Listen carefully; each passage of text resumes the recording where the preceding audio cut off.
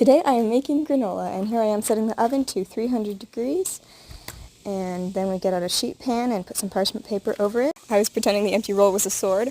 That is a really good brand of oats, but you'll see it again later. Here I got some pecans and some walnuts. I broke those into smaller pieces. There's those Bob's Red Mill oats, and they have such a great pancake mix. I'd highly recommend it.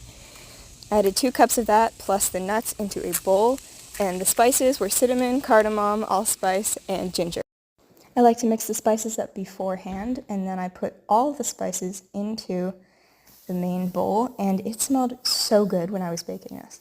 I added some salt even though the recipe didn't call for it, and it was definitely a good choice. Oh, there's a mess.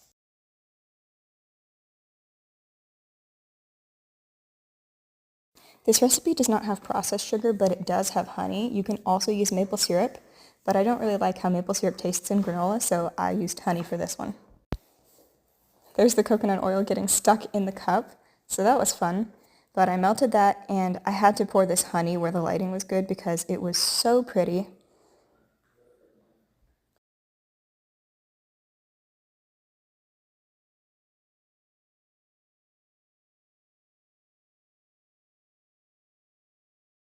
This honey was from the farmer's market, and it was amazing. Then the honey got combined with the coconut oil and vanilla, and it went back in the microwave. Oh, there's an unmeasured amount of flaxseed that I added. That was not in the recipe, by the way. Then finally it was time to put everything together and stir it up. I transferred that to a baking sheet and baked it for 30 minutes.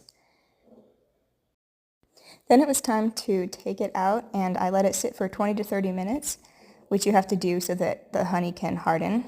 And then I broke it up and transferred it into 2 mason jars.